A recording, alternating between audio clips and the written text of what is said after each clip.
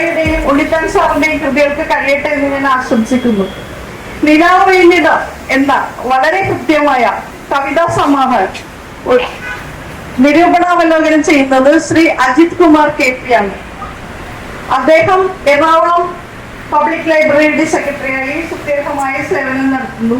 അജിത് കുമാർ സാറും അതിമനോഹരമായ ഒരു പ്രാസംഗികൻ, ഒരു വാഗ്മി എന്ന നിലയിൽ തന്റെ സാന്നിധ്യം കൊണ്ട് എറണാകുളത്തെ ഒട്ടുമിക്ക സാഹിത്യ സദസ്സുകൾക്കും സുപരിചിതനാണ്.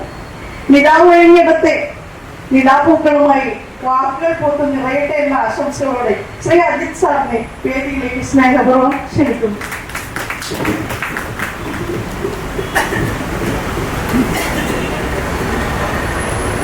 നമ്മുടെ പുസ്തക ചർച്ചയുടെ ഈ സമ്മേളനത്തിൽ സ്വാഗതകർത്താവായി കേരള സാഹിത്യ മണ്ഡലത്തിന്റെ പ്രഗത്ഭനായ സാഹിത്യകാരൻ ശ്രീ ബിജോയ് ജോസിനെ ഞാൻ വേദിയിലേക്ക് ക്ഷണിക്കുന്നു.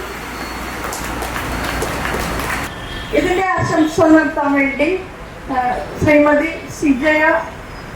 സുജയ മേനോൻ, മാത്രമല്ല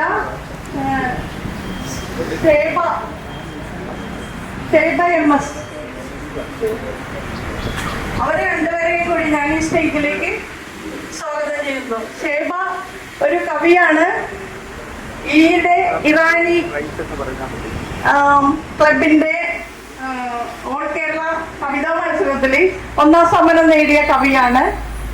സ്വന്തം സ്വപ്നങ്ങളും മുറിവുകളും എല്ലാം മുറ്റത്ത് ഉലാത്തിയിടുന്ന കവിതയിലെ തൂക്കിയിട്ട് ഉണക്കാനിടുന്ന വ്യക്തിയാണ്. കാർമേഘങ്ങളുടെ കറുത്ത മുഖങ്ങൾ കണ്ട് അതൊക്കെ വാരിയെടുത്ത് മുറിക്കുള്ളിലേക്ക് എടുത്തുകൊണ്ട് പോകുന്ന ഒരു കവിയാണ് ഷേബ. ഷേബയെ ഞാൻ പ്രത്യേകം വേദിയിലേക്ക് ക്ഷണിക്കുന്നു. സുജയ മേനോൻ നമ്മുടെ ഒരു സാഹിത്യകാരിയാണ്, പ്രസിദ്ധയായ സാഹിത്യകാരിയാണ്. സുജയെയും ഞാൻ പ്രത്യേകം ക്ഷണിച്ചുകൊള്ളു.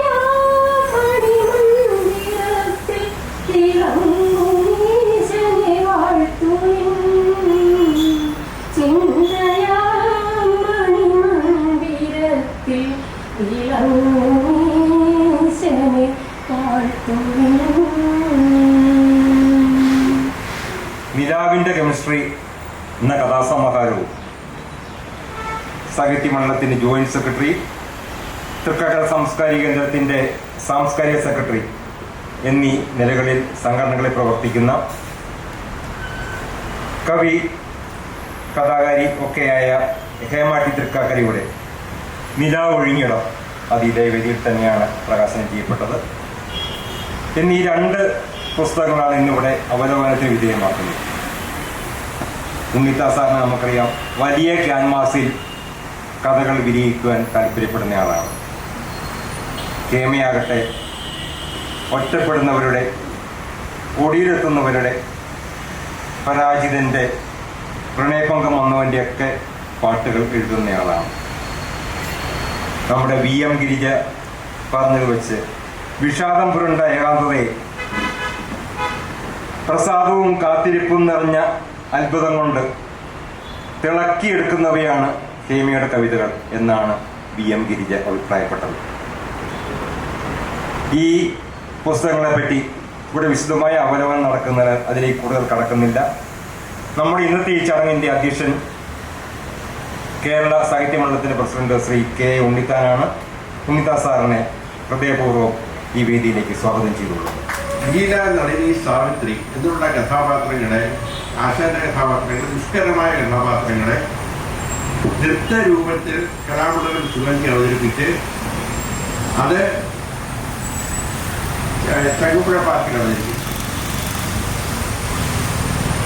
ഇന്ന് പല വേദികളിലും അത് പോയിക്കൊണ്ടിരിക്കുന്നു. സൂര്യ ഫെസ്റ്റിവൽ ഇപ്രാവശ്യം കയറാൻ സാധ്യതയുണ്ട്.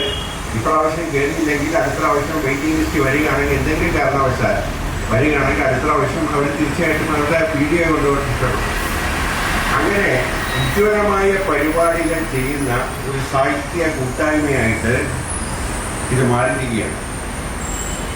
ഇവിടുത്തെ എഴുത്തുകാരെല്ലാം വളരെ ഉന്നത നിലവാരം പുലർത്തുന്നവരാണ്. നിങ്ങളിപ്പോൾ നമ്മുടെ ഇപ്പോൾ രണ്ടുപേരിവിടെ സംസാരിക്കുന്നു വളരെ മെമ്പേഴ്സ്, അപ്പം നിങ്ങൾക്ക് മനസ്സിലാവും.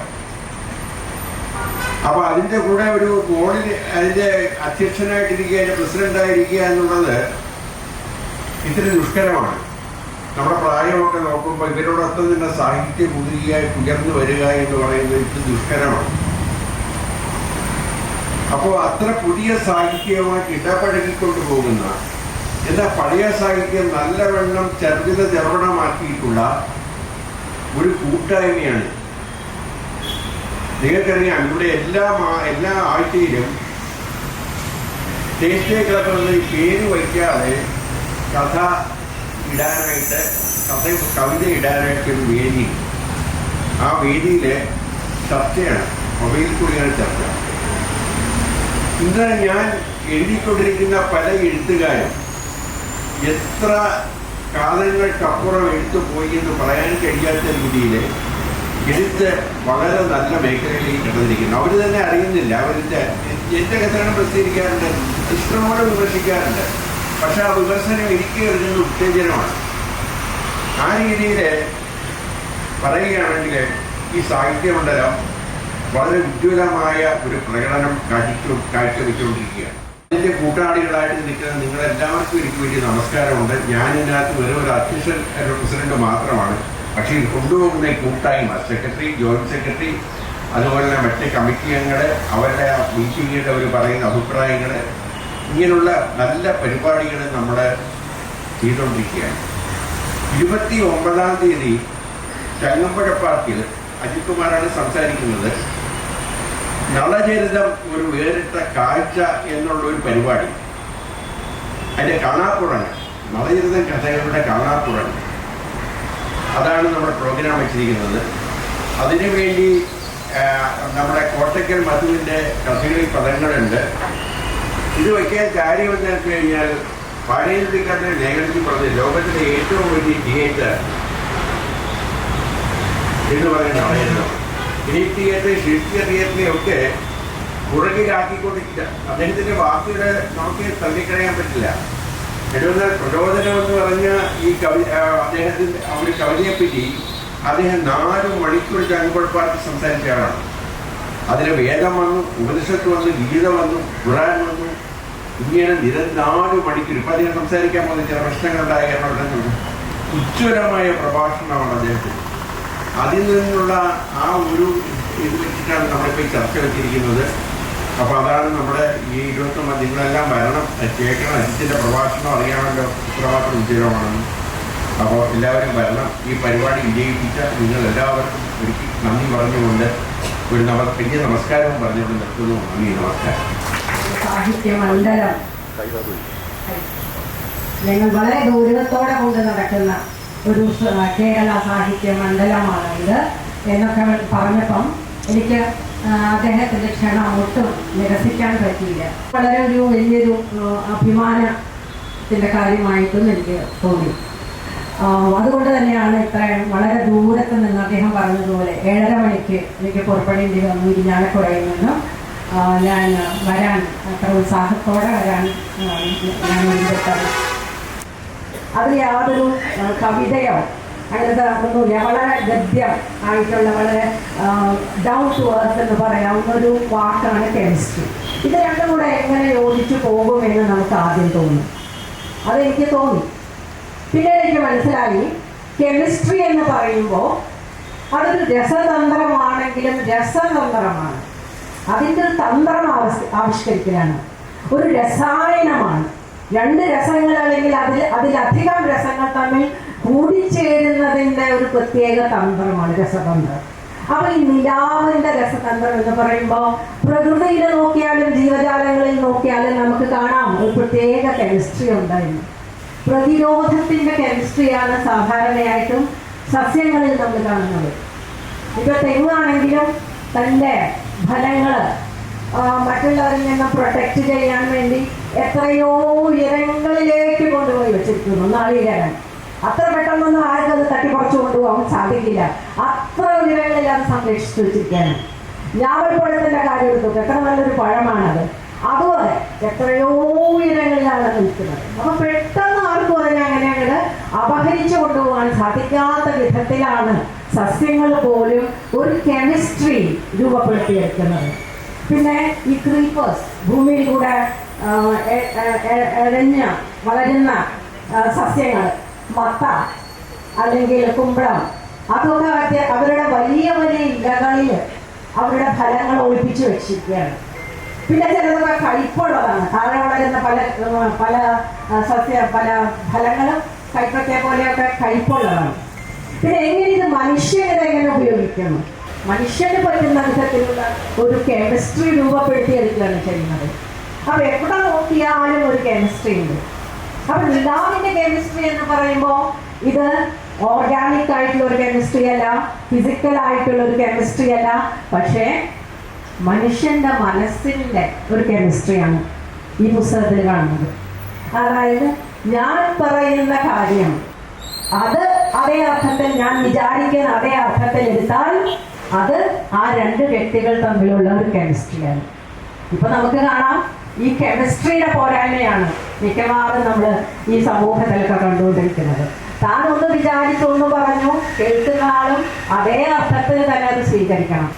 അപ്പോ ഈ കെമിസ്ട്രി എന്ന് പറയുമ്പോൾ നിലാവിന്റെ കെമിസ്ട്രി ഈ പുസ്തകത്തിൽ പ്രത്യേകിച്ച് 3 കലകളെയാണ് ആസ്പദമാക്കിയിട്ട് ശ്രീ ഉണ്ണിത്താൻ സാർ രചിച്ചിരിക്കുന്നത്. സുശീലൻ എന്ന കവി, അദ്ദേഹം സൗദാമിനി ആയിട്ട് കൂടിച്ചേരുമ്പം അവരുമായി പ്രണയിച്ച് വിവാഹം ചെയ്ത് ദാമ്പത്യത്തിൽ ഏർപ്പെട്ട് ജീവിക്കുന്ന സമയത്താണ് അദ്ദേഹത്തിന്റെ കെമിസ്ട്രി, അവരുമായിട്ടുള്ള കെമിസ്ട്രി തെറ്റിയത്. ഈ രണ്ടുപേരും തമ്മിലുള്ള കെമിസ്ട്രി തെറ്റും. അതിന് കാരണം എനിക്ക് തോന്നിയത് അദമ്യമായിട്ടുള്ളൊരു ദാഹം അദ്ദേഹത്തിന്റെ മനസ്സിൽ വരികയാണ്. അതായത് തൊണ്ട കീറിയാണ്, തൊണ്ട പൊട്ടുമാറ് അല്ലെങ്കിൽ ഹൃദയം ഭേദിക്കുമാറ്, അങ്ങനെയാണ് അദ്ദേഹം കവിതകൾ നിമിഷ നേരം കൊണ്ട് ചൊല്ലിയിരുന്നത്. അത്രമാത്രം ഒരു കവിതാ ഭ്രാന്തനായിരുന്നു അദ്ദേഹം. പിന്നീട് ആ കവിത അത്രയും പോരാ, പെർഫെക്ഷൻ അത്രയും പോരാ എന്നുള്ളൊരു തോന്നലില് ലഹരിക്ക് കൂടെ അദ്ദേഹം അടിമപ്പെടുകയാണ്. കാരണം അവനവനെ തന്നെത്താൻ അതിന് മുഴുവനായിട്ട് കവിതയ്ക്ക് വേണ്ടി അർപ്പിക്കാനായിട്ട്. അങ്ങനെ വരുമ്പോൾ ആ കെമിസ്ട്രി അവിടെ തെറ്റുന്നതാണ്. പക്ഷെ പിന്നീട് ഈ ഭോഗിയായിട്ടുള്ള മനുഷ്യൻ ഒരു യോഗിയുടെ പാത അത് തിരഞ്ഞെടുക്കുകയാണ്. പിന്നീട് കഥ മുഴുവൻ ഞാൻ പറയുന്നില്ല, അതിന് അശക്തയാണ്. പിന്നീട് സൗദാമിനിയും സുശീലനും മറ്റു പലരും കൂടെ കൂടിച്ചേർന്നിരിക്കുക, എന്നോട് കൂടിച്ചേർന്നിരിക്കുക എന്നാണ് പറയുന്നത് അദ്ദേഹം. അങ്ങനെ കൂടിച്ചേർന്നിരിക്കുമ്പം അകലങ്ങൾ ചെറുതാകുന്നു. അതാണ് ആദ്യത്തെ കഥ. ഈ നിലാവിന്റെ കെമിസ്ട്രിയിലെ പുസ്തകത്തിലെ ആദ്യത്തെ കഥ. ദൂരങ്ങൾ ചെറുതാകുന്നു, അതാണ് അതിന്റെ തത്വം. അപ്പൊ ഇവിടെ കൂടിച്ചേർന്നിരിക്കാൻ ഈ യോഗിയായിട്ടുള്ള ഭോഗിയായിരുന്ന ആള് യോഗിയായിരുന്നപ്പോ ഇവരോട് പറഞ്ഞ് അങ്ങനെ ഒരു നിലാവ് അവരുടെ മനസ്സിൽ രൂപപ്പെടുകയാണ്. അങ്ങനെ ഒരു നിലാവിന്റെ സൗഹൃദം അല്ലെങ്കിൽ ഒരു നിലാവിന്റെ സ്നേഹം അവരനുഭവിക്കുകയാണ് ആദ്യത്തെ കഥയിൽ. രണ്ടാമത്തെ കഥ വരുമ്പം അതൊരു ദ്വരൈസ്വാമി, സംഗീതജ്ഞനായിട്ടുള്ള ആള് സൗദാമിനിയെ വേളി കഴിക്കുന്നതാണ്. അതിൽ അവരൊരുപാട് ബുദ്ധിമുട്ടുകളൊക്കെ, രണ്ടുപേരും ഒരുപാട് ബാലാഭിഷതകളും പിന്നെ കുടുംബത്തിൽ നിന്നുള്ള ഒരുപാട് പീഡനങ്ങളും ഒക്കെ സഹിച്ച് അവസാനം ദുരൈസ്വാമിയെ കൊണ്ട്, ദുരൈസ്വാമിയുടെ അച്ഛൻ, ദുരൈസ്വാമി ഒരു IAS കാരനാകണം, കാരണം അദ്ദേഹം ഒരു IAS കാരനായിരുന്നു. അപ്പൊ മകനും ഒരു IAS കാരനാകണം. പക്ഷെ മകന് സംഗീതത്തിനോടുള്ള അഭിവാജ്ഞ വളരെ അധികമായിരുന്നു. അതുകൊണ്ട് അദ്ദേഹത്തിന് സംഗീതം പഠിക്കണമെന്നും അമ്മ പഠിപ്പിച്ചു കൊടുത്തിരുന്ന സംഗീതം അദ്ദേഹം അഭ്യസിക്കുകയും ദുരൈസ്വാമിയുടെ അച്ഛന് ശിവലിംഗം അദ്ദേഹം വളരെ കോപാകുലനായി ദുരൈസ്വാമിയെ കൊണ്ട് ശബ്ദം എടുപ്പിക്കും. പൂജാമുറിയിൽ ചെന്നിട്ട് ശബ്ദം എടുപ്പിക്കും, ഇനി ഞാൻ പാടുകയില്ല എന്ന്. അങ്ങനെ ആ പാട്ട് അവിടെ ഹനിക്കപ്പെടുകയാണ് ചെയ്യുന്നത്. പിന്നീട് സുഭദ്ര എന്ന് പറഞ്ഞ ഒരു സ്ത്രീയെ അദ്ദേഹം കണ്ടുമുട്ടുകയും അവർ തമ്മിൽ വേളീകരിക്കുകയും അവിടെ അഭൗമമായിട്ടുള്ളൊരു നിലാവാണ് വരുന്നത് അവരുടെ ജീവിതത്തിൽ. കാരണം ഇവർക്കും ഈ സുഭദ്ര എന്ന ബ്രഹ്മസ്ത്രീകൾക്കും സ്ത്രീക്കും കുറച്ച് അംഗവൈകല്യം ഉണ്ടായിരുന്നു. സ്വാമി കുറെ പ്രായമായതിനു ശേഷം സുഭദ്രയെ വെറുക്കുകയാണ് ചെയ്യുന്നത്. അപ്പൊ അഭൗമമായിട്ടൊരു നിലാവിന്റെ കെമിസ്ട്രി അവിടെയും രൂപപ്പെടുന്നു. അവസാനമായിട്ടുള്ള ഒരു കഥയാണ് മാത്തച്ഛൻ എന്ന ശില്പി. മരങ്ങളിലെ വൃക്ഷങ്ങളിൽ അല്ലെങ്കിൽ മരങ്ങളിൽ ഉറങ്ങിക്കിടക്കുന്ന രൂപങ്ങളെ തട്ടിയുണർത്തുക. അങ്ങനെ ശവപ്പെട്ടിയാണ് അദ്ദേഹം ആദ്യം നിർമ്മിച്ചുകൊണ്ടിരുന്നത്. അവസാനം ഒരു പള്ളിയിലെ അച്ഛൻ അദ്ദേഹത്തിനോട് ചോദിക്കുകയാണ്, നിനക്ക് രൂപങ്ങൾ കൊത്തിക്കൂടെ മാത്തച്ഛായെന്ന്.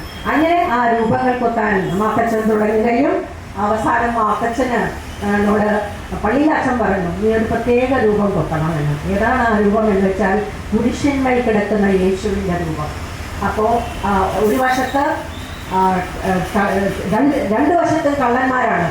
ഒരു വശത്ത് കെട്ടവനായ കള്ളനും മറുവശത്ത് നല്ലവനായ കള്ളനുമാണ്. അപ്പൊ ആദ്യം അച്ഛൻ പറയുന്നതനുസരിച്ച് കെട്ടവനായ കള്ളനെ കൊത്തും. കെട്ടവനായ കള്ളനെ കൊത്തിയാൽ അത് വേറെ മറ്റൊരു ചെറിയൊരു കെമിസ്ട്രിയാണ്.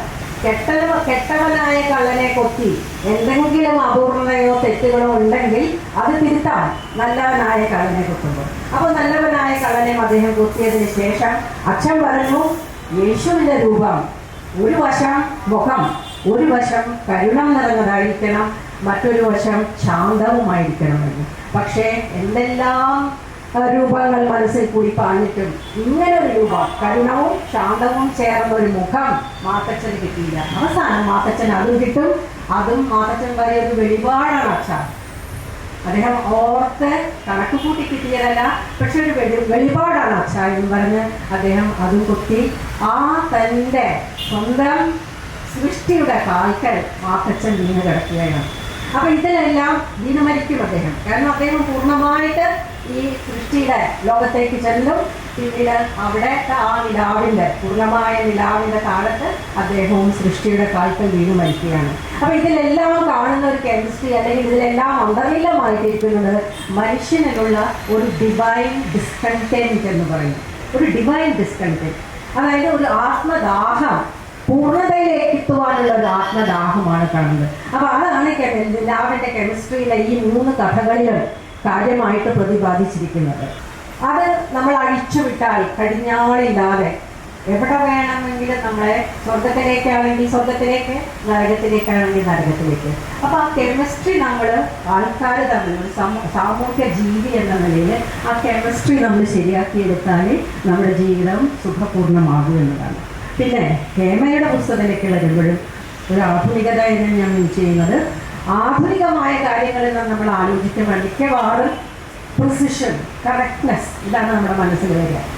പക്ഷെ ആധുനികത കലയിൽ വരുമ്പോൾ അതിൻ്റെ കാര്യങ്ങളൊക്കെ മാറി. അത് കുറെ കൂടെ ഡെമോക്രാറ്റൈസ് ചെയ്ത് കുറെ കൂടെ വിപുലീകരിച്ച് അതൊരു പ്രിസിഷൻ ഇല്ലാതെ ഇരിക്കുകയാണ്. അതായത് നമ്മൾ മനസ്സിനെ മോഡേൺ മെഡിറ്റേഷൻ അങ്ങനെയാണ് പറയുന്നത്. അത് സാധാരണ മെഡിറ്റേഷൻ എന്ന് പറഞ്ഞാൽ നമ്മുടെ മനസ്സിനെ നമ്മൾ ചിന്തകളെ നമ്മൾ അനാവശ്യമായ ചിന്തകളെ നമ്മൾ ഉന്മൂലനം ചെയ്ത് ഒരു പ്രത്യേക ബിന്ദുവിലേക്ക് നമ്മൾ മനസ്സിനെ കൊണ്ടുവരണം എന്നാണ് മെഡിറ്റേഷൻ ആദ്യമായി പറഞ്ഞു കൊടുക്കുന്നത്. പക്ഷെ ഇപ്പൊ മോഡേൺ മെഡിറ്റേഷൻ പറയുന്നത് allow your mind to go as it likes. നിങ്ങളങ്ങനെ കടിഞ്ഞാണില്ലാതെ മനസ്സിനെ അങ്ങനെ വിടും, നിങ്ങൾ വിട്ടുകൊടുക്കൂ മനസ്സിനെ. അപ്പൊ പല പല ചിന്തകൾ നിങ്ങളുടെ മനസ്സിലേക്ക് വരും. അതെല്ലാം നിങ്ങൾ സ്വീകരിക്കുക, ആ ചിന്തകളെല്ലാം സ്വീകരിക്കുക. അവസാനം ആ ചിന്തകളിൽ കൂടെ നിങ്ങൾ മുന്നോട്ട് നീങ്ങി നിങ്ങളൊരു ബിന്ദുവിലേക്ക്, അവിടെ നിങ്ങളുടെ മനസ്സ് കോൺസെൻട്രേറ്റ് ചെയ്യണം. ഇപ്പൊ ഹേമയുടെ ആദ്യത്തെ കവിത തന്നെ അവിടെ ചോദിക്കുന്നത് എന്തുകൊണ്ട് എന്നൊരു ചോദ്യമാണ്. ഈ ചോദ്യം തന്നെയാണ് എല്ലാവരും എല്ലാതരം മോഡേൺ ഇൻവെൻഷൻസ് ഉണ്ടായിരിക്കുന്ന കലയിൽ മാത്രമല്ല ശാസ്ത്രത്തിലാണെങ്കിലും എന്തുകൊണ്ട് ആപ്പിൾ താഴെ വീണു എന്ന് ന്യൂട്ടൺ ചിന്തിച്ചപ്പോഴാണ് ഗ്രാവിറ്റിയെ പറ്റിയ തത്വങ്ങളെ പറ്റി പഠിക്കാൻ കഴിഞ്ഞത്. അപ്പൊ എന്തുകൊണ്ട് എന്ന് ചോദിക്കുമ്പോൾ പല പല ഉത്തരങ്ങളും പല പല കോണുകളിൽ നിന്നും പല വീക്ഷണങ്ങളിൽ നിന്നും നമുക്ക് കിട്ടിയെന്ന് വരാം. പക്ഷേ ശരിയായ ഉത്തരം ഓരോ വ്യക്തിയെയും ആശ്രയിച്ചിരിക്കുന്നു. ഹേമയുടെ വാക്കുകൾ കടലെടുക്കുകയാണെങ്കിൽ അതിൽ പറഞ്ഞിരിക്കുന്നു, നാം കണ്ട കടലല്ല ഒന്നായ കടലല്ല, ഒന്നായി കാണുന്ന കടൽ നാം കണ്ട കടലല്ല അല്ല എന്ന്. അതായത് ജീവിക്കാനുള്ള ശുദ്ധമായിട്ട് നമ്മൾ കടലിലേക്ക് ഇറങ്ങുമ്പോൾ, ഭൂമിയിലേക്ക് അല്ലെങ്കിൽ സമൂഹത്തിലേക്ക് ഇറങ്ങുമ്പോൾ നാം വിചാരിച്ച പോലെ എല്ലാ കാര്യങ്ങളൊന്നും അതൊരു വേറൊരു വീക്ഷണമാണ്, ഗുണമാണ്. അപ്പൊ ഇങ്ങനെയുള്ളൊരു ആധുനികതയിൽ മുങ്ങി നിൽക്കുന്ന ഈ ഹേമയുടെ കവിതയെ അതോടൊപ്പം തന്നെ സ്വപ്നങ്ങളും നെയ്യുന്ന ഒരു മൈപ്പീലി പോലെയുള്ള എന്താണ് സാഹിത്യം കൊണ്ട് നമ്മൾ ഉദ്ദേശിക്കുന്നത്? സാഹിത്യം കൊണ്ട് നമ്മൾ ഉദ്ദേശിക്കുന്നത് മനുഷ്യന്റെ മനസ്സിനെ സംസ്കരിക്കുക എന്നതാണ്. അത് ഏത് കല ചെയ്യുന്നുവോ അത് സാഹിത്യമായിട്ട് നമുക്കതിനെ പരിഗണിക്കാം. അവസാനമായിട്ടുള്ള അല്ലെങ്കിൽ സാഹിത്യത്തിന്റെ ആത്യന്തികമായിട്ടുള്ള ലക്ഷ്യം എന്ന് നാം മനസ്സിലാക്കുന്നത്. കുഞ്ഞുണ്ണി മാഷ് ഒരിക്കൽ പറയുണ്ടായി, കത്തുകളെ കുറിച്ച് അദ്ദേഹം ധാരാളം കത്തുകൾ എഴുതുന്ന ആളാണെന്ന് കേട്ടിട്ടുണ്ട്. അദ്ദേഹം തപാലാഫീസുമായിട്ട് എപ്പോഴെപ്പോഴും വളരെ അടുത്ത ബന്ധം പുലർത്തുന്ന ആളാണ്. അപ്പം അദ്ദേഹം പറയാണ്, നമുക്ക് കത്തുകൾ എഴുതാം, പക്ഷെ കത്തുകൾ ഒരിക്കലും കുത്തുകളാകരുത്. അതുപോലെ സാഹിത്യം ഒരിക്കലും കുത്തുകളാകാതെ നമ്മുടെ മനസ്സിനെ അത് പരിപോഷിപ്പിച്ച് നമുക്ക് സമൂഹത്തിൽ എങ്ങനെ നന്നായി ജീവിക്കാം, ഒരു മനുഷ്യൻ മറ്റൊരു മനുഷ്യനോട് എങ്ങനെ പെരുമാറണം, എങ്ങനെ സഹിഷ്ണുത, ഇന്ന് അത്യാവശ്യമുള്ളൊരു കാര്യമാണത്, എങ്ങനെ സഹിഷ്ണുതയോടെ ജീവിക്കാം എന്നൊക്കെ സാഹിത്യം നമ്മെ പഠിപ്പിക്കും. അപ്പോൾ വായിക്കുകയും മറ്റുള്ളവരുടെ ചിന്തകളുമായിട്ട് ഇടകലർന്ന് നമ്മളുടെ മനസ്സിനെ പരിപുഷ്ടിപ്പെടുത്തുക, ആ ലക്ഷ്യത്തിലേക്ക് ഇന്നത്തെ വായന ലോകം എത്തിച്ചേരട്ടെ. ഇന്നത്തെ ജനങ്ങളെല്ലാവരും അത് ആലിംഗനം ചെയ്യട്ടെ. അവിടെ ഉദ്ഘാടനം ചെയ്തതായിട്ട് ഞാൻ പ്രഖ്യാപിക്കുന്നു. നിങ്ങൾക്ക് നമസ്കാരം. ബന്ധപ്പെട്ടാണ് അവരുടെ കണ്ടുവരുന്ന ഈ പുസ്തകങ്ങൾ ഒരു സാഹിത്യ രചനയിലൊരു സൃഷ്ടി. കുഞ്ഞുങ്ങൾ ജനിക്കുന്ന പോലെ അവരിൽ നിന്ന് പുതിയ സാഹിത്യ സൃഷ്ടികൾ ജന്മമെടുത്തിരിക്കുകയാണ്. ആ ജന്മം ലോകാവസാനം വരെയും ജീവനോടുകൂടി നിലനിൽക്കണമെങ്കിൽ അതിനെ വിലയിരുത്തുകയും അത് വായനക്കാരാണ് ആ സൃഷ്ടിക്ക് ആത്മാവിനെ നിവേശിപ്പിച്ചു കൊടുക്കുക. കുഞ്ഞുങ്ങൾ നിർജീവമാകുന്ന പോലെ സാഹിത്യ സൃഷ്ടികളും നിർജീവമായി തീരും. അപ്പോൾ ഇവരുടെ ഈ സൃഷ്ടികൾ മലയാള സാഹിത്യത്തിലെ പ്രധാനപ്പെട്ട ഒരു ഓർമ്മയായിട്ട് എന്നേക്കും നിലനിൽക്കുന്നതിന് ഉള്ള അസാധ്യതകളെ പറ്റി വിലയിരുത്തുന്നതിനും ഈ പറഞ്ഞതുപോലെ ഇലകേറി പരിശോധിച്ച് ആ എഴുതുന്ന ആളുകളുടെ ചിന്തകൾക്കും അതീതമായിട്ടുള്ള ചില നിധികൾ അല്ലെങ്കിൽ ചില സവിശേഷമായിട്ടുള്ള ചിന്ത ശകലങ്ങൾ അതിൽ ഒളിഞ്ഞിരിപ്പുണ്ടാകും. ഗ്രന്ഥകർത്താവ് സൃഷ്ടികർത്താവിന് പോലും അതിനെപ്പറ്റി ചിലപ്പോൾ അവബോധം ഉണ്ടാകണമെന്നില്ല. അപ്പോൾ അങ്ങനെയുള്ള അവരുടെ ആ സൃഷ്ടികൾക്ക്, ആ രചനകൾക്ക് ഇന്ന് വിലയിരുത്തപ്പെടുകയാണ്. അതിൽ പൂർണ്ണമായിട്ട് കൂടി ഇന്ന് പങ്കെടുക്കുവാൻ പറ്റാതെ വരുന്നതിൽ എനിക്ക് ദുഃഖമുണ്ട്. അവരിൽ നിന്ന് ഇനിയും കൂടുതൽ രചനകൾ ഉണ്ടാകട്ടെ എന്ന് ആശംസിക്കുകയും ഇന്ന് അത് വിലയിരുത്തുന്നതിനും അതിന് ആസ്വാദകരമായിട്ടും ഒക്കെ ഇവിടെ എത്തിയിട്ടുള്ള ഓണം പാർക്കിലേക്ക് എത്തിയിട്ടുള്ള എല്ലാവർക്കും, അതുപോലെ പ്രഗത്ഭരായിട്ടുള്ള നമ്മുടെ അജിത് കുമാർ, അതുപോലെ ബഷീർ തുടങ്ങിയ സാഹിത്യ ലോകത്ത് വളരെ ആഴത്തിൽ ചിന്തകൾ ഉള്ള വ്യക്തിത്വങ്ങൾ എല്ലാവർക്കും ഞാൻ ആശംസകൾ നേരുകയാണ്. പ്രത്യേകിച്ച് ഉണ്ണിത്താനും അതുപോലെ കേരളയ്ക്കും എല്ലാവിധ ആശംസകളും നേർന്നുകൊണ്ട് എൻ്റെ വാക്കുകൾ അവസാനിപ്പിക്കുന്നു. നമസ്കാരം. ഇതിലെ തലവാചകങ്ങൾ എഴുതിയിരിക്കുന്ന രീതിയുമൊക്കെ നിങ്ങൾക്ക് പരിചയമുള്ള, നിങ്ങൾ വായിച്ചിട്ടുള്ള എല്ലാ കഥകളിൽ നിന്നും വ്യത്യസ്തമാണ്. ഒരേപോലെയുള്ള കഥകൾ ഉണ്ടാവില്ല. അത് മുട്ടത്തുവർക്കിനെയാണ് എല്ലാവരും അങ്ങനെ ഒരു കാലഘട്ടത്തിൽ കളിയാക്കിയിട്ടുള്ളത്. എൻ്റെ പ്രായത്തിൽ അങ്ങനെ പറയുക വർക്കത്ത് മുട്ടി എന്നാണ് അദ്ദേഹത്തിന് അങ്ങനെ കളിയാക്കി. പക്ഷേ അത് അദ്ദേഹമാണ് ധാരാളം ആൾക്കാരെ വായിക്കാൻ പ്രേരിപ്പിച്ചത് എന്നുള്ളത് ഒരു വസ്തുതയുമാണ്. അത് പുരുഷൻ സ്ത്രീയാകും, സ്ത്രീ പുരുഷനാകും അടുത്തൊരു കഥയിലേക്ക് വരുമ്പോൾ എന്ന് മാത്രമേ ഉള്ളൂ. സമ്പന്നൻ ദരിദ്രനാകും, ദരിദ്രൻ സമ്പന്നനാകും. ഇങ്ങനെയല്ലാതെ നിങ്ങൾക്ക് പരിചയമുള്ള എല്ലാ കഥകളും പരിശോധിക്കുമ്പോൾ ശ്രീ ഉണ്ണിത്താന്റെ കഥകൾക്ക് വളരെ പ്രധാനപ്പെട്ട ഒരു പ്രത്യേകത. ആ പ്രത്യേകതയെ പോൾ സാറ് വളരെ നന്നായി കൃത്യമായി കണ്ടെത്തിയിട്ടുണ്ട്. അത് ആഖ്യാന ശൈലിയിലെ വ്യത്യാസമാണ്. 3 കഥകളെ ഇതിൽ പറയുന്നുള്ളൂ. പക്ഷേ ആ 3 കഥകളും നിങ്ങളെ അത്ഭുതപ്പെടുത്തും വായിക്കുമ്പോൾ ആഖ്യാന ശൈലിയിലെ വ്യത്യാസമുണ്ട്. ഗബ്രിയേൽ അച്ഛനെ കുറിച്ചും തൊമ്മച്ചനെ കുറിച്ചും പറയുന്നത് തീർച്ചയായും വാ വാ യേശുനാഥ വാ എന്ന് പറയുന്ന ഒരു ക്രിസ്തീയ പരിസരത്താണ് ആ കഥ നടക്കുന്നത് എങ്കിൽ ഒരുപക്ഷെ സംഗീതത്തിൻ്റെ, ശാസ്ത്രീയ സംഗീതത്തിൻ്റെ, കർണാടക സംഗീതത്തിൻ്റെ ഏറ്റവും ഉജ്ജ്വലമായ ചില മുഹൂർത്തങ്ങളിലാണ് ദൊരൈസ്വാമിയും ഒക്കെ ജീവിക്കുന്നത് എങ്കിൽ ആ പരിസരത്തേക്ക് വരുമ്പോൾ ആ കഥയിൽ ഉപയോഗിക്കുന്ന എല്ലാ പദങ്ങളും നിങ്ങൾക്ക് തീർത്തും അപരിചിതമായ പദങ്ങൾ. സാഹിത്യ, സാംസ്കാരിക അല്ലെങ്കിൽ ശാസ്ത്രീയ സാഹിത്യത്തിൻ്റെ, ശാസ്ത്രീയ സംഗീതത്തിൻ്റെ മേഖല പരിശോധിക്കുന്ന ആളുകൾക്ക് മാത്രം പരിചയമുള്ള പദങ്ങളായിരിക്കും ആ കഥയിൽ ഉപയോഗിച്ചിട്ടുണ്ടാവുക. അതല്ല തൊമ്പച്ചിൻ്റെയും ഗബ്രിയേലച്ചൻ്റെയും കഥകളിൽ ഉപയോഗിച്ചിരിക്കുന്നത് എന്നാണ്. അതല്ല തീർച്ചയായും സൗദാമിനിക്ക് പറയാനുള്ളത് പറയുമ്പോൾ വേറെ ഒരു ഭാഷയാണ്. ഇതൊരു ആഖ്യാന ശൈലിയിലെ ഒരുപക്ഷെ ഒരു കഥാകാരന്, ഏറ്റവും നല്ല കഥാകാരന് ഉണ്ടാകേണ്ട വളരെ പ്രധാനപ്പെട്ട ഒരു ശേഷി അദ്ദേഹത്തിന് വ്യത്യസ്തമായി കാര്യങ്ങൾ പറയാൻ കഴിയുക എന്നുള്ളതാണ്. വ്യത്യസ്തമായ രീതിയിൽ കഥ പറയാൻ കഴിയുക എന്നുള്ളതാണ്. അങ്ങനെ വ്യത്യസ്തമായ രീതിയിൽ അദ്ദേഹം കഥ പറഞ്ഞിട്ടുണ്ട്. അതിൽ ഈ നിലാവിൻ്റെ കെമിസ്ട്രി എന്ന് പറയുന്ന ആ വാചകത്തിൽ ഞാൻ ഒരു ഉദ്ഘാടക പറഞ്ഞ ആ ഭാഗത്തല്ല പരിശോധിക്കുന്നത്. നിലാവ് തീർച്ചയായും ഭ്രാന്തുമായി ബന്ധപ്പെട്ടത്. കെമിസ്ട്രിക്ക് ഭ്രാന്തുണ്ടോ എന്ന് എനിക്ക് അറിഞ്ഞുകൂടാ. കെമിസ്ട്രിയിൽ യഥാർത്ഥത്തിൽ വ്യക്തികൾ തമ്മിലുള്ള ബന്ധം എന്ന് അർത്ഥം. അപ്പോൾ രസതന്ത്രം യഥാർത്ഥത്തിൽ വ്യക്തികൾ തമ്മിലുള്ള ബന്ധമാണ്. അത് നിലാവിനാകുമ്പോൾ ആ നിലാവ് സൃഷ്ടിക്കുന്ന ഒരു അന്തരീക്ഷമുണ്ട്. അതെന്താണ് എന്ന് ചോദിച്ചാൽ, സൂര്യന്റെ പ്രകാശം അതിൻ്റെ ഭൂമിയുടെ ഉപഗ്രഹമായ ചന്ദ്രനിൽ തട്ടിയിട്ട്, സൂര്യന്റെ പ്രകാശം ഭൂമിയുടെ ഉപഗ്രഹമായ ചന്ദ്രനിൽ തട്ടിയിട്ട് ഭൂമിയിൽ അത് വീഴുമ്പോഴാണ് നമ്മൾ അതിനെ നിലാവ് എന്ന് പറയും.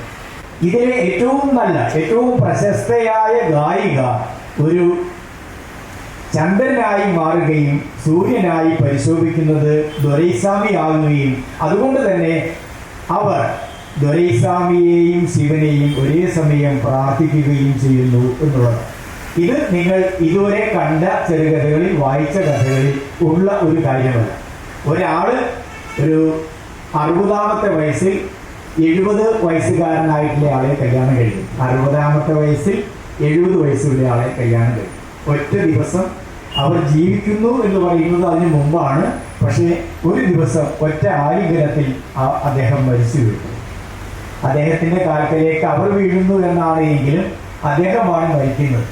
അങ്ങനെ ഒരാള് സംഗീതത്തെ ഭയങ്കരമായി ഇഷ്ടപ്പെട്ട, ടീച്ചർ പറഞ്ഞതുപോലെ സംഗീതം ഇഷ്ടപ്പെടുന്നു എന്നുള്ളത് കൊണ്ട് തന്നെ IAS-കാരനാക്കാൻ ഉദ്ദേശിച്ച അച്ഛൻ ദേവി വിഗ്രഹത്തിൽ കൊണ്ടുപോയി കൈ തൊടുവിച്ച് ശബ്ദം ചെയ്യിക്കുന്നു, ഇനി പാട്ട് പാടില്ല.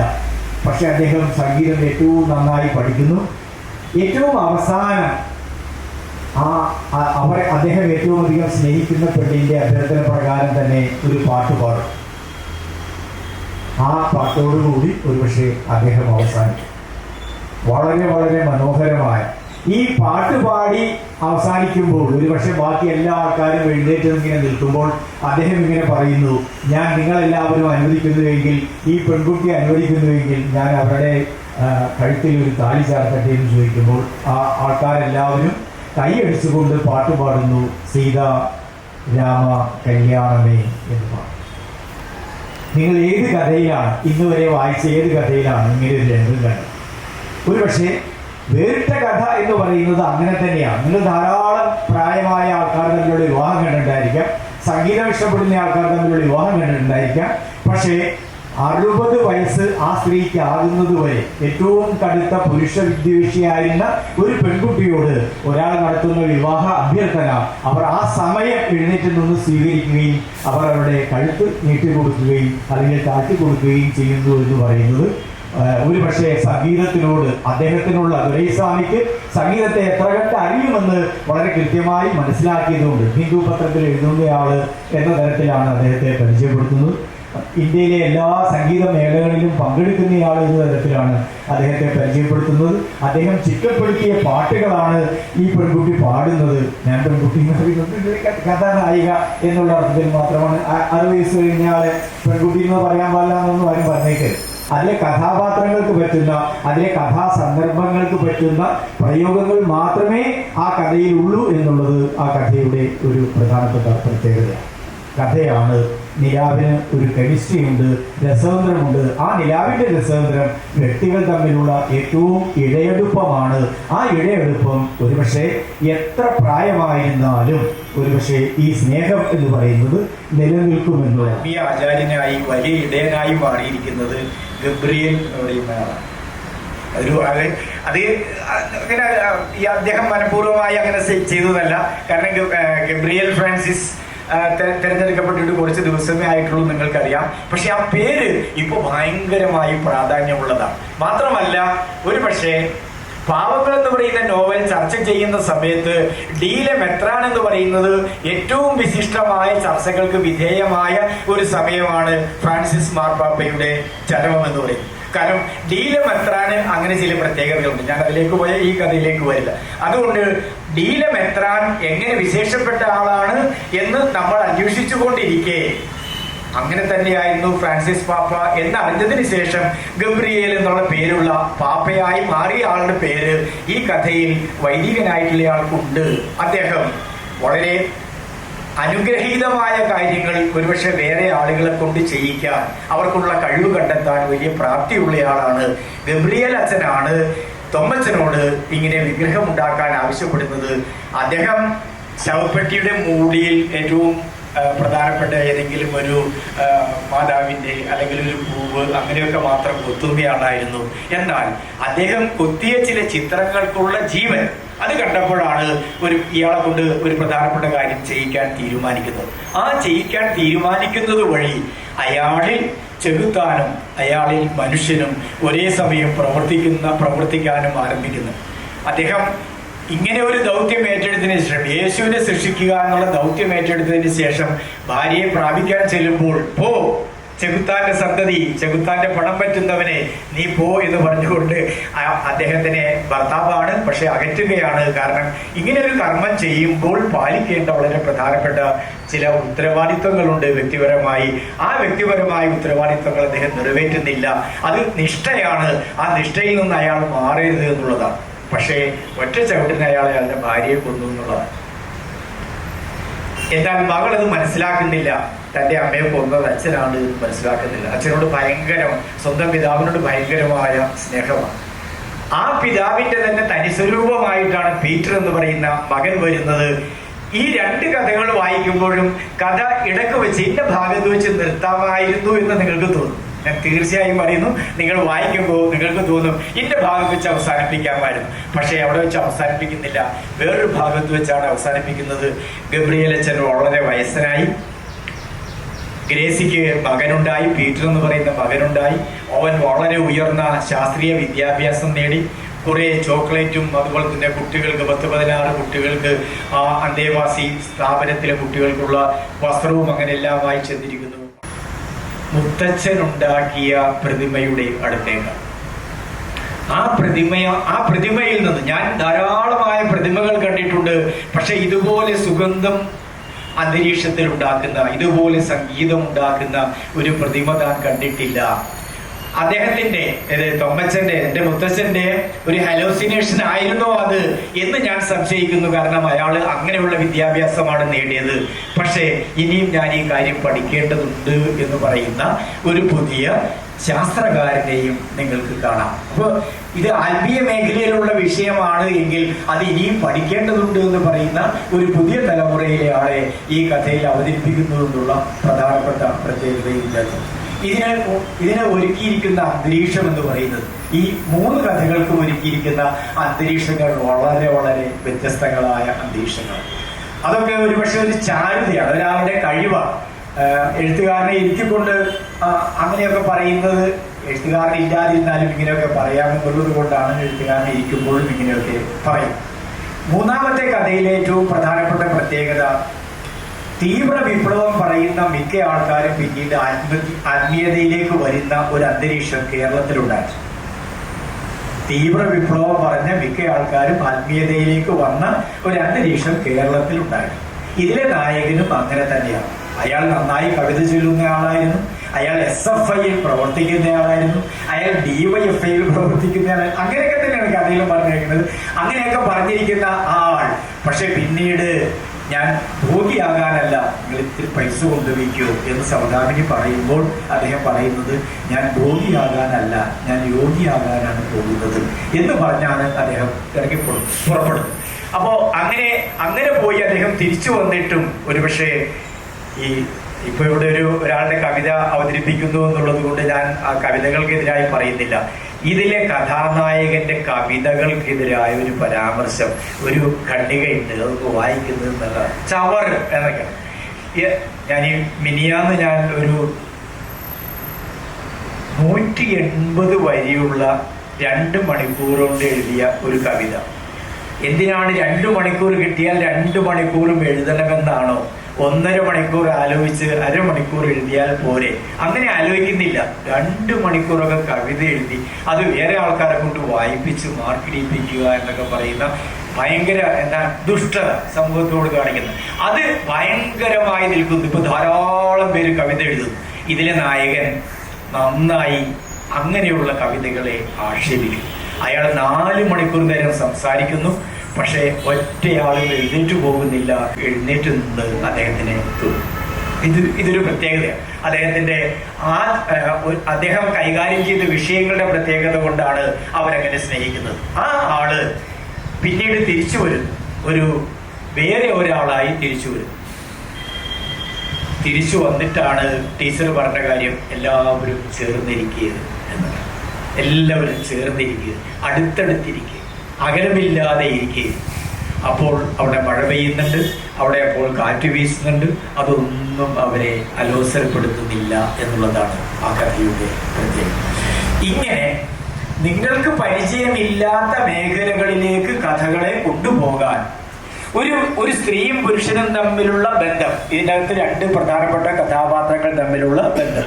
സൗദാമിനിയെ ഏറ്റവും ഇഷ്ടപ്പെട്ടയാൾ ഒരുപക്ഷെ സുശീലനല്ല. എന്നാൽ അങ്ങനെ ഇഷ്ടപ്പെട്ടയാൾക്ക് അയാളെ കല്യാണം കഴിക്കാനാകുന്നില്ല. കാരണം അവൾ ഇഷ്ടപ്പെടുന്നത് എന്താണ് എന്നുള്ള പ്രധാനപ്പെട്ട കാര്യങ്ങൾ വരുന്നത്.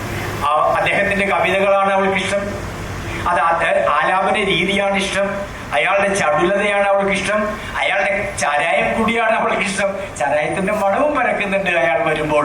അങ്ങനെയൊക്കെ ആണെങ്കിലും അയാൾ സ്റ്റേജിൽ നിന്ന് ഇറങ്ങി വന്ന് ഞാൻ ഇവിടെ കല്യാണം കഴിക്കാൻ പോകുന്നു, വിവാഹം കഴിക്കാൻ പോകുന്നു എന്ന് പറയുമ്പോൾ അവൾ കുളിർ കോരുകയാണ് എന്നുള്ളതാണ്. അപ്പോൾ തൊട്ടടുത്ത സുഹൃത്തിനോടാണ് പറയുന്നത്, അയാളാണ് ഒരു പക്ഷേ ആ പെൺകുട്ടിയെ ഏറ്റവും അധികം സ്നേഹിക്കുന്നത്, പക്ഷെ അയാൾക്കത് പറയാനാകുന്നില്ല. അതിനുശേഷം അയാളുടെ ചവിട്ടും തൊഴിയും എല്ലാം കഴിഞ്ഞ് ഒരുപക്ഷെ ആ പെൺകുട്ടി വീട് വിട്ടിറങ്ങി ഈ പഴയ സുഹൃത്തിന്റെ അടുത്ത് വരുമ്പോൾ അവർ കാലങ്ങളോളം നടക്കുന്നുണ്ട്, ദിവസങ്ങളോളം നടക്കുന്നുണ്ട്. പക്ഷേ വിരലുകൊണ്ട് പോലും അയാൾ അവളെ തൊടുന്നില്ല. രണ്ടുപേർ തമ്മിലുള്ള സൗഹൃദം ഏറ്റവും ദിവ്യമായ അത്തരമുള്ള സ്നേഹങ്ങളൊക്കെ നിലനിർത്താൻ കഴിയുമെന്ന് തീർച്ചയായും ഈ കഥയിലൂടെ പറയാൻ അദ്ദേഹത്തിന് കഴിഞ്ഞിട്ടുണ്ട്.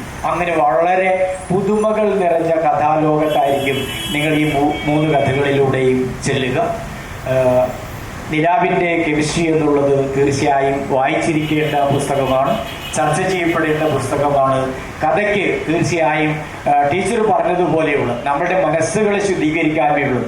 കഥ തുടങ്ങിയത് എന്തിനാണ്, കഥ പറഞ്ഞത് എന്തിനാണ് എന്നുള്ള വളരെ പ്രധാനപ്പെട്ട ഒരു കാര്യമാണ്. ഇത് MT വാസുദേവൻ നായർ പറയുന്നതാണ്. ബഷീർ കഥ എഴുതുകയല്ല, ബഷീർ കഥ പറയുകയാണ്.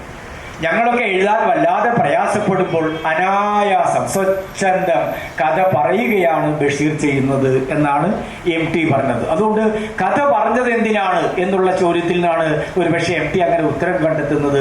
കഥ പറഞ്ഞത് മനുഷ്യജീവൻ രക്ഷിക്കാൻ വേണ്ടി. അതിനകത്ത് ജോസഫ് സ്റ്റീഫനാണ് ഈ സൗദാമിനിയെ അങ്ങേയറ്റം സ്നേഹിക്കുന്നത്. പറയാതെ വളരെ മൗനമായ ഒരു പ്രണയം.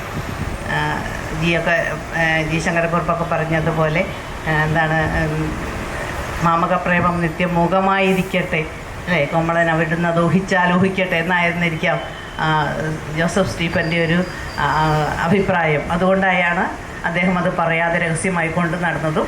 പക്ഷേ ഒരവസരത്തിൽ വളരെ സാറ് പറഞ്ഞതുപോലെ വളരെ അടുപ്പമായിട്ട് അവർ പെരുമാറിക്കൊണ്ടിരുന്ന സമയത്ത് ഇടയ്ക്ക് ഒരു ദിവസമാണ് എനിക്ക് സഹോദരന് തുല്യമാണ് എന്ന് സൗദാമിനി പറയാനിടയാവുന്നത്. ആ സമയത്തെ നമ്മുടെ കഥാകാരൻ വർണ്ണിച്ചിരിക്കുന്നത് വളരെ ഒരു കവ്യാത്മകമായിട്ടാണ് പറഞ്ഞിരിക്കുന്നത്. ഒരു വൃക്ഷം എന്ന് പറയുമ്പോൾ തന്നെ അറിയാം, അത് വളരെ വലുതായി അല്ലേ ഉണ്ടായി, ചെറിയ ചെടിയായി വളർന്ന് വലുതായതാണ്. വൃക്ഷം മുഴുവൻ ഇല കൊഴിഞ്ഞ് വേരഴുകി നിലത്ത് വീണു എന്നാണ് പറഞ്ഞിരിക്കുന്നത്.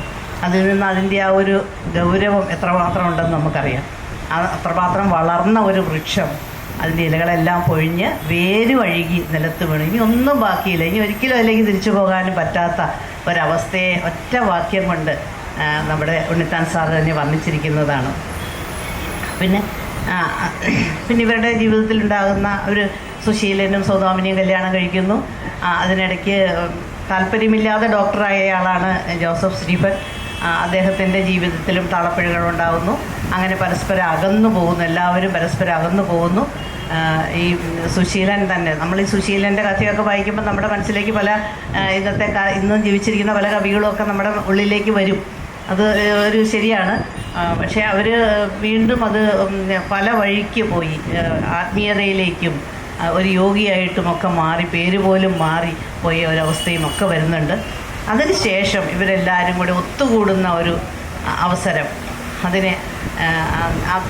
അതുവരെയാണ് കഥ പോകുന്നത്. അതിനു മുമ്പ് സൗദാമിനിക്ക് ഇവരുടെ കല്യാണം കഴിഞ്ഞിട്ട്, സൗദാമിനിയും സുശീലിനും കല്യാണം കഴിച്ചിട്ട് അതിരാത്രിയിൽ തന്നെ പറഞ്ഞു കൊടുക്കുന്ന ഒരു കവിതയുണ്ട്. നമ്മുടെ പ്രണയത്തെക്കുറിച്ചൊക്കെയുള്ളൊരു കവിതയുണ്ട്. ആകാശത്തുനിന്ന് കാർമുകിലെല്ലാം ഒന്നിച്ച് ഒഴുകിയെത്തിയൊരു തടാകമാകുമെന്നും അതിൽ നമ്മുടെ പ്രണയം താമരപ്പൂക്കളായിട്ട് വിരിയുമെന്നും പിന്നീട് നമ്മുടെ അഭിനിവേശങ്ങളെല്ലാം ഉറഞ്ഞുകൂടി ആ തടാകം തന്നെ നമുക്ക് കുടയായി മാറുമെന്നൊക്കെ പറയുന്നിടത്ത് ഒരു വലിയൊരു കവിത പോലെ എഴുത്തുകാരൻ കൂടി അവിടെ കവിയാകുകയാണ്.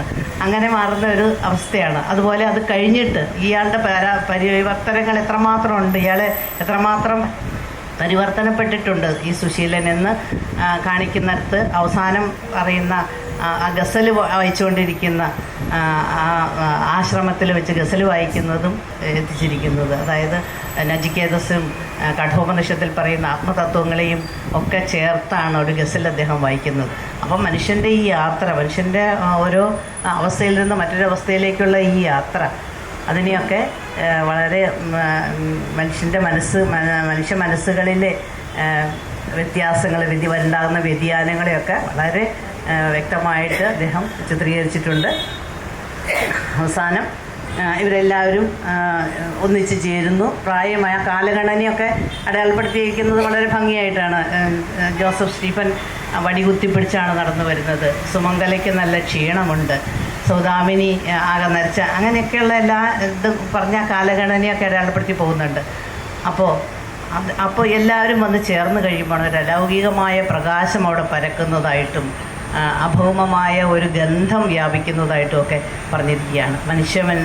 മനുഷ്യബന്ധങ്ങളുടെ, മനുഷ്യ മനസ്സിൻ്റെ ചേരലുകളുടെ ഗന്ധമല്ലാതെ അതെന്തായിട്ടാണ് നമ്മൾ അറിയേണ്ടത്. അത് നമ്മൾ വായനക്കാരനും വാസനിക്കുന്നിടത്താണ് കഥ അവസാനിക്കുന്നത്. രണ്ടാമത്തെ കഥ എന്ന് പറയുന്നത് നിലാവിൻ്റെ കെമിസ്ട്രി. അതായത് കർത്തവാവ്, ഓണനിലാവ്, നിഴലും നിലാവും, പൗർണമി എന്നീ പല ഖണ്ഡങ്ങളിലാണ്. അപ്പോൾ ആദ്യത്തെ കഥയാണെങ്കിലും പല ഖണ്ഡങ്ങളിലായിട്ട് ഓരോ കഥാപാത്രത്തിനും പറയാനുള്ള ഇടം നൽകിയിട്ടുണ്ട്. അവരുടെ ചരിത്രങ്ങൾ, അവരുടെ പല തലമുറയിൽപ്പെട്ട കാര്യങ്ങളൊക്കെ പറഞ്ഞ് കഥയ്ക്ക് മെഴിവേറ്റിയാണ് കഥാകാരൻ പോകുന്നത്. ഇതും അങ്ങനെ തന്നെയാണ്. മൊത്തം സംഗീതമയം, പല കാര്യങ്ങൾ പറയുമ്പോഴും അതിനെ എല്ലാത്തിലും ആ സംഗീതം ഇങ്ങനെ ശ്രുതിയിട്ട് നിൽക്കുന്നുണ്ട് കഥയിൽ. അത് ആദ്യത്തെ കഥയെക്കാളും വളരെ വ്യത്യസ്തമാണ്. ആ പശ്ചാത്തലം തന്നെ എത്രയോ വ്യത്യസ്തമായ പശ്ചാത്തലത്തിലാണ് ഈ കഥ എഴുതുന്നത്. അപ്പോൾ ഒരാൾ തന്നെ ഇങ്ങനെ പല തരത്തിൽ അങ്ങനെ എഴുതുന്നതിൻ്റെ ഒരു ഭംഗി അതിനകത്ത് നമുക്ക് കാണാൻ കഴിയും. സംഗീതജ്ഞയായ ഓമന തങ്കച്ചിയുടെയും വയലിൻ വിദ്വാൻ രഘുനാഥൻ തമ്പിയുടെയും മകളായി സുഭദ്ര തങ്കച്ചി ജനിക്കുന്നതും അവർ കുട്ടിക്കാലത്ത് നേരിടേണ്ടി വരുന്ന പല അസ്വസ്ഥതകൾ, അതൊക്കെ സുഖകരമല്ലാത്ത ബാല്യകൗമാരങ്ങളാണ്. അച്ഛൻ്റെ സാറ് പറഞ്ഞു, അച്ഛൻ്റെ ആ ഒരു നമ്മൾ നേരിട്ട് കാണേണ്ടി വരിക, സുഭദ്ര തങ്കച്ചിയുടെ പിതാവിൽ നിന്ന് നേരിട്ട ആദ്യത്തെ അനുഭവം. പിന്നെ ഉണ്ടായ അതും പറയുന്നുണ്ട്, ശരീരം വിട്ട് ശരീരത്തിലേക്ക് കടന്നു സംഗീത പഠനം എന്നാണ് എഴുതിയിരിക്കുന്നത്. അപ്പോൾ അങ്ങനെയൊക്കെ ഉണ്ടായ കുട്ടികൾക്കുണ്ടാകുന്ന ഈ അതിക്രമങ്ങൾ, കുട്ടികളുടെ നേരെ ഉണ്ടാകുന്ന ഈ അതിക്രമങ്ങൾ അവരെ ഒരു പുരുഷവിരോധിയാക്കി മാറ്റിയെന്നാണ് പറയുന്നത്. അപ്പോൾ എത്ര വലുതായാലും വളർച്ചയെത്തിയാലും ഇവരെത്രമാത്രം കുട്ടികളിൽ അത് ബാധിക്കുന്നു എന്നുള്ളതും കൂടി അവിടെ അടയാളപ്പെടുത്തി പോകുന്നുണ്ടെന്നുള്ളതാണ്. അവരുടെ വിവാഹ ജീവിതത്തിലെല്ലാം അത് എത്രമാത്രം ബാധിക്കുന്നുണ്ട് എന്നുള്ളത് അത് അടയാളപ്പെടുത്തി പോയി എന്നുള്ളതൊന്ന് എടുത്തു പറയേണ്ട കാര്യമായിട്ടാണ് എനിക്ക് തോന്നിയത്. പിന്നെ ദൊരൈസ്വാമി അതൊക്കെ എല്ലാവരും പറഞ്ഞു കഴിഞ്ഞു.